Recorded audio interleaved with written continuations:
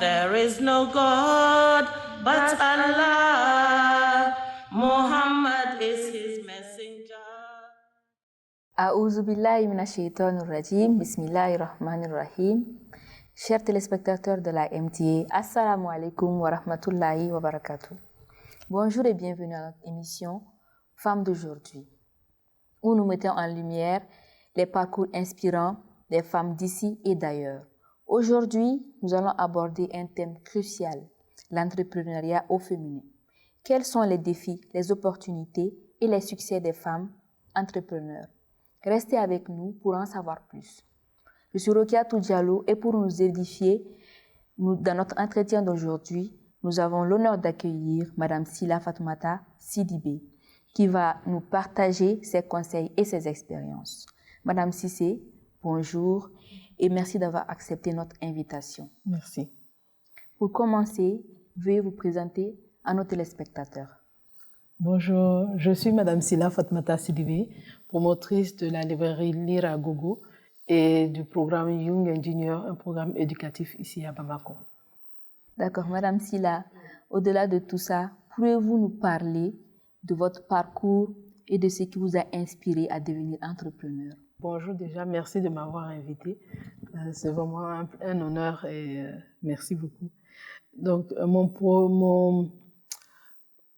qu'est-ce qui m'a poussée à être entrepreneur? Alors, c'est surtout ma passion pour la lecture, la culture. Je suis malienne et j'ai beaucoup baigné dans la lecture avec mon grand-père Amadou Ampateba, avec qui j'ai grandi. Mes premières années, on avait toujours des livres en tout. Donc, ça m'a beaucoup inspirée.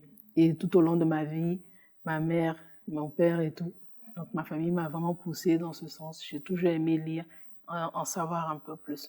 Donc, c'est comme ça que j'ai mis en place le Lire à Gogo, qui est une librairie que j'ai voulu d'abord axer sur l'éducation, axer sur le savoir, le développement personnel et l'apprentissage continu. Donc, d'où le fait, dans notre librairie, d'avoir une belle base de livres pour les enfants, ensuite des livres aussi pour le développement et l'avancement des gens. Ensuite, j'ai aussi pensé à un programme qui est Young Engineer. Young Engineer, donc ça veut dire jeune ingénieur. Donc, ici, c'est pour apprendre et cultiver l'amour de l'ingénierie et de l'innovation auprès des enfants. Donc, c'est vraiment l'amour de vouloir en faire plus, d'impacter de manière positive qui m'a poussée à lancer ces deux projets. D'accord. Le fait d'impacter la société, d'éduquer les enfants, d'inspirer les autres et le parcours également de votre grand-père vous a poussé dans ce sens, la famille et tout. C'est extrêmement important. Le milieu familial déjà peut définir qu'est-ce que l'enfant peut devenir dans le futur.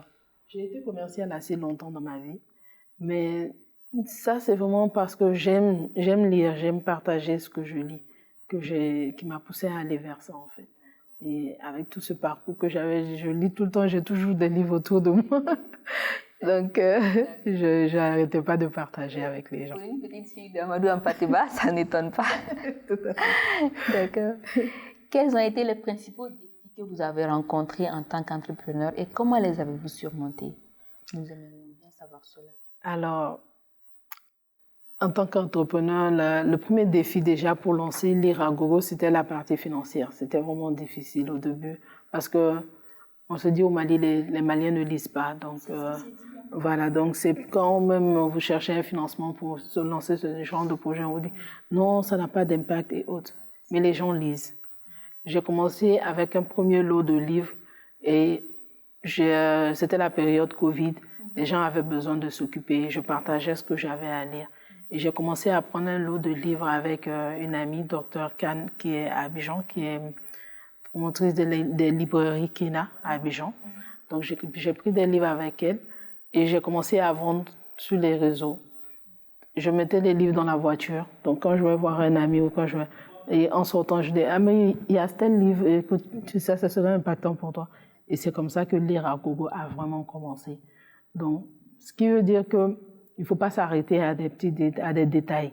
Bon, je dirais que c'est des détails parce qu'un obstacle Tout dans la vie, il y a toujours des obstacles. C'est de savoir comment optimiser et comment avancer, en fait.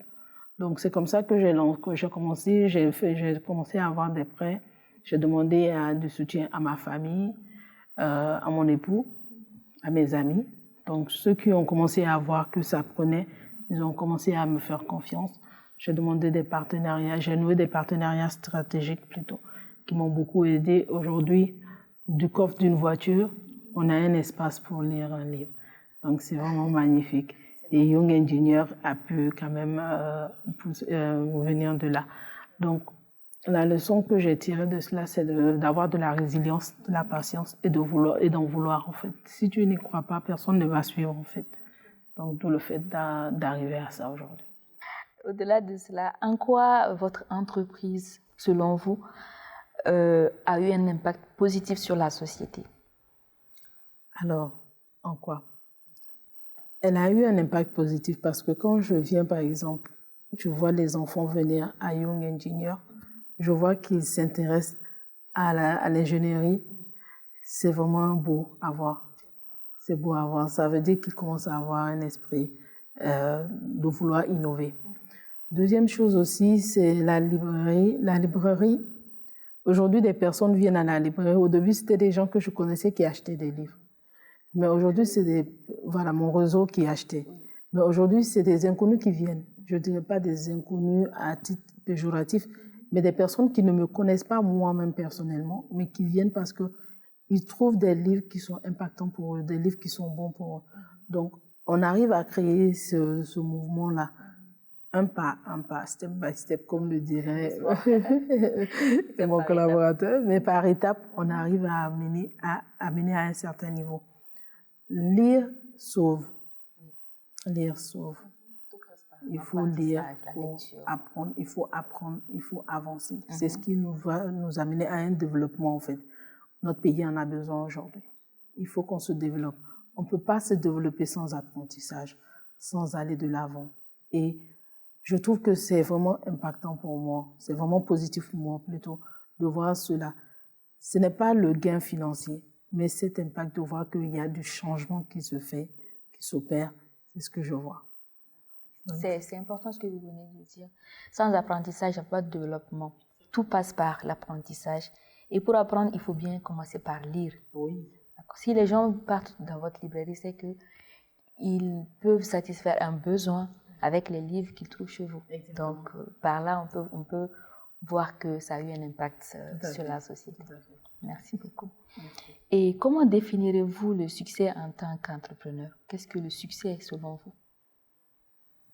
Le succès, je ne définirai pas le succès que sur le plan financier. Sur le plan financier. Mon succès aujourd'hui, c'est de voir ces enfants venir apprendre Young Engineer, de voir qu'aujourd'hui, on commence à avoir beaucoup de petits ingénieurs, de voir qu'on nous fait appel par rapport à différents livres, de voir qu'on impacte la culture, et le développement, l'apprentissage.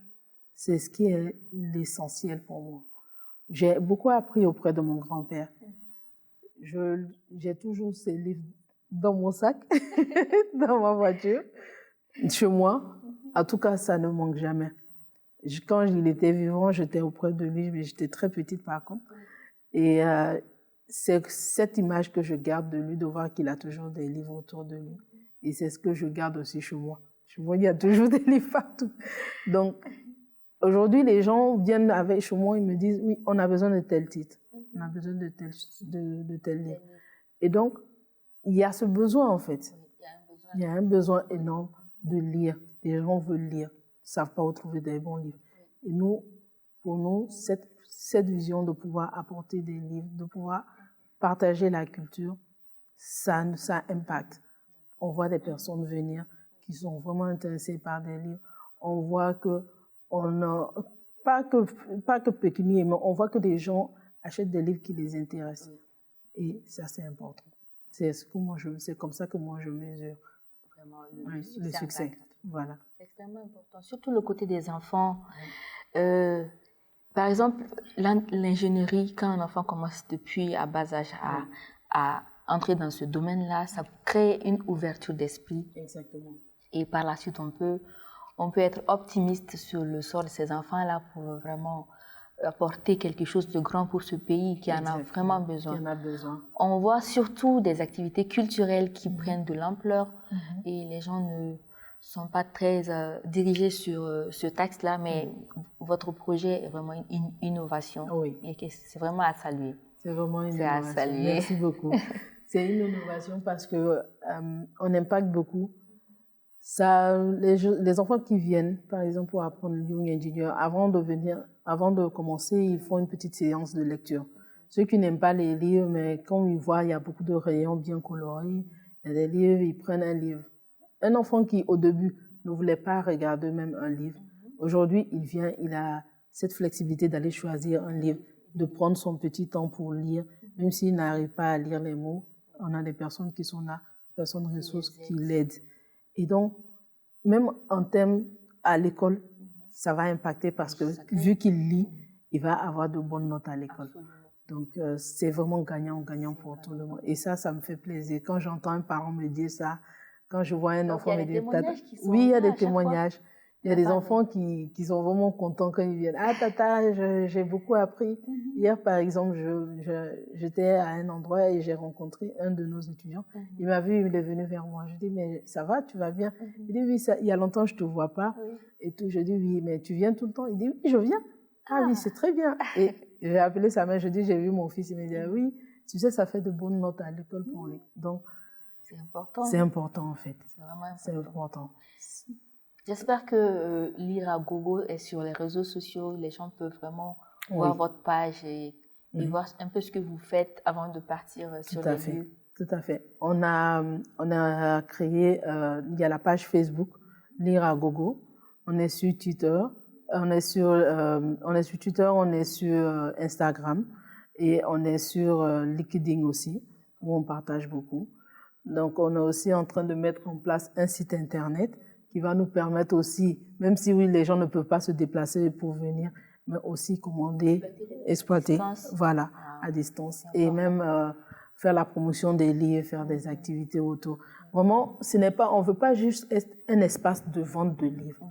Ce qu'on veut être, c'est être le compagnon de tous les jours dans le domaine de la culture. Et pour ça, il faut qu'on innove, il faut qu'on arrive à impacter tout le monde. Et pour ça, il faut apporter toujours de nouvelles idées aux gens. Donc, tout le fait de mettre tous ces éléments-là en place pour impacter. Les nouvelles technologies, vraiment, c'est une méthode idéale aujourd'hui pour faire ce que vous voulez faire. On vous souhaite vraiment beaucoup de courage. Merci beaucoup. Bonne chance. Madame Sila, quelle est votre source de motivation au quotidien dans votre activité entrepreneuriale? Qu'est-ce qui vous motive autant? Ma première motivation, je dirais que c'est mon grand-père. Oui. Quand j'ai lu son livre « Oui, mon commandant », j'ai appris à le connaître.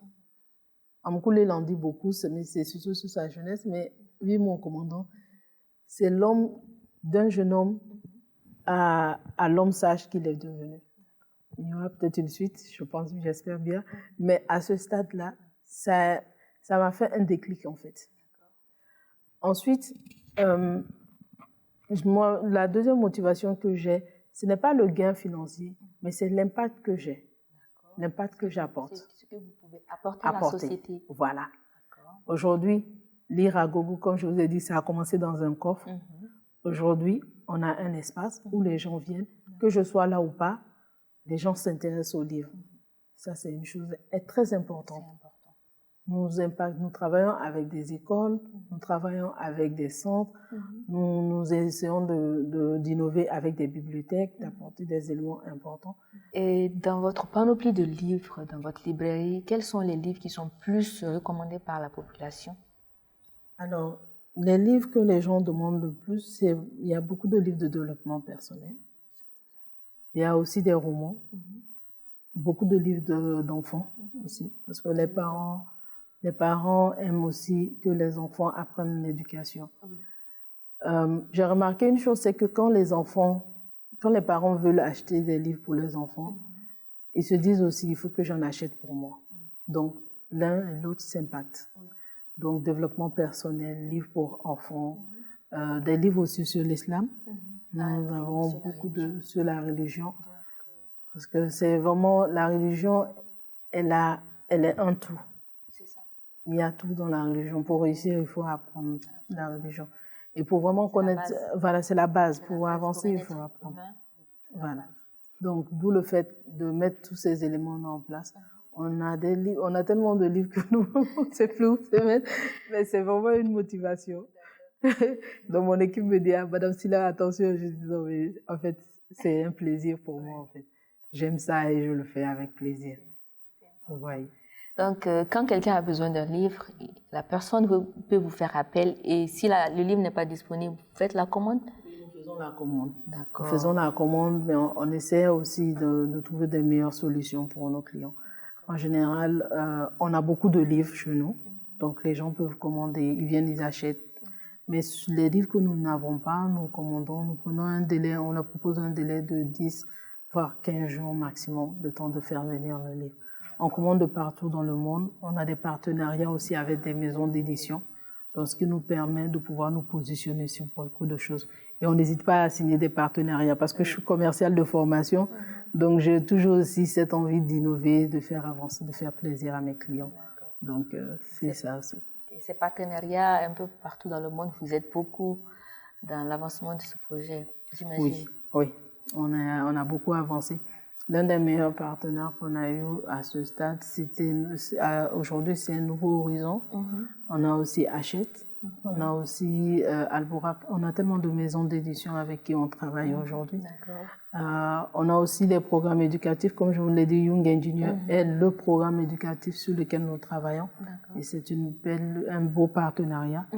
Donc, en plus de ces partenariats, à l'externe, nous avons aussi des partenaires ici au Mali, des écoles, des orphelinats, des bibliothèques.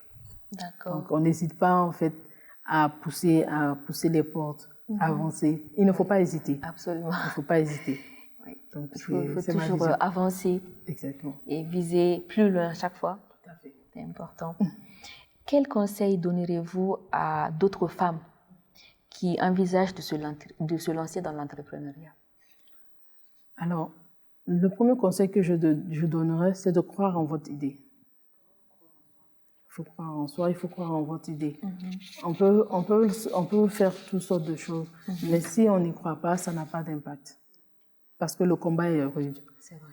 Il faut être prêt à travailler dur. Il faut être prêt à travailler les nuits, à travailler les jours, qu'il pleuve ou qu'il vente, à partager autant que possible. Il faut être prêt à des sacrifices. Des sacrifices personnels. C'est-à-dire ne pas voir que non, je ne peux pas sauter.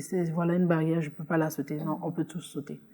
Dieu met tout ce que Dieu met sur notre voie, il y a des solutions dedans. Et puis, il y a un côté bénéfique pour nous également. Oui. Et ça nous apprend, voilà. Donc, l'apprentissage continue. Il ne faut pas arrêter d'apprendre. Il ne faut pas arrêter d'apprendre.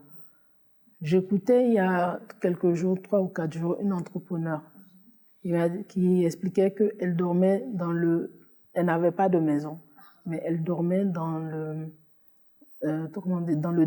l'une des boutiques dans l'une de ses boutiques. Un petit débarras, c'était à peine 3 mètres carrés. Mais elle avait 300 000 € sur son compte bancaire. Par contre, elle n'a pas acheté de maison. Elle a investi là-bas, elle a travaillé, elle est restée là-bas pendant près de 2 ans avant de s'acheter sa première maison. Ce sont des sacrifices comme ça qu'il faut faire.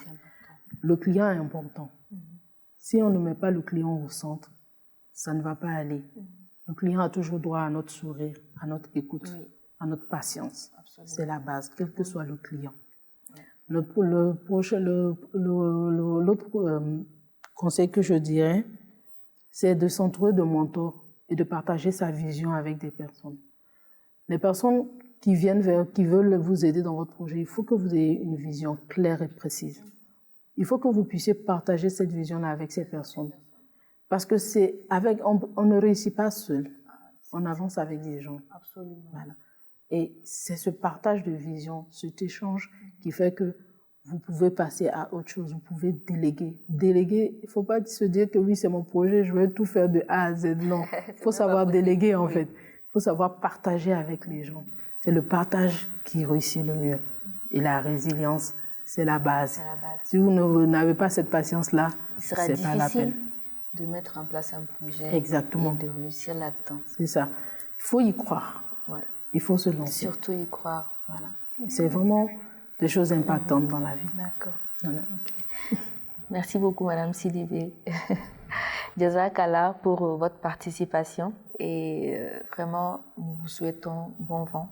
Merci beaucoup. Vraiment, grand succès pour ce projet. Merci. Et nous espérons que vous puissiez aller même dans les régions, implanter l'Iragogo pour que toute la population puisse en bénéficier. Oui, tout à fait. Jazakallah pour votre participation. Merci beaucoup. Nous espérons vous avoir pour une autre émission, Inch'Allah. Merci. Chers téléspectateurs de la MTA, je rappelle que j'étais avec Madame Sila Fatoumata Sidibé qui nous a partagé ses conseils et ses expériences sur équilibre entre vie professionnelle et vie personnelle. Jazakumullah, Madame Sila Fatoumata Sidibé. Chers téléspectateurs de la MTA, nous sommes à la fin de notre émission. C'était avec un réel plaisir que j'ai présenté cette émission.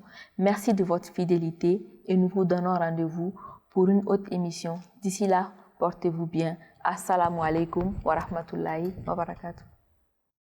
La ilaha illallah Muhammadur Rasulullah. There is no God but Allah.